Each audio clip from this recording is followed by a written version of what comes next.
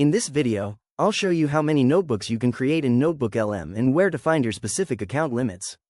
I'll start by clicking the Create New button on my dashboard to open up a fresh workspace. While the system initializes, I'll add a source by uploading a PDF directly from my files. Once the document is processed, you can see that NotebookLM automatically titles the notebook based on the content provided. I'll go ahead and create a second notebook now by clicking the plus icon at the top of the screen. I'm selecting another research document, and within just a few moments, I have two distinct notebooks ready for me to use. Now, to see exactly how many of these I can make, I'll navigate to the official help page to check the current usage limits. Under the standard plan, I am allowed to create up to 100 notebooks, while the plus plan increases that capacity to 200. For power users on the Pro or Ultra plans, the limit goes all the way up to 500 notebooks per user.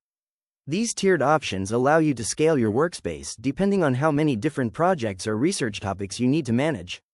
Back on my main dashboard, I can now see all my active notebooks displayed and organized. It is a very straightforward process that gives you plenty of room to keep your information structured and accessible whenever you need it. If you found this walkthrough helpful for personalizing your own AI workflow, please consider liking the video and subscribing for more quick tips and tutorials.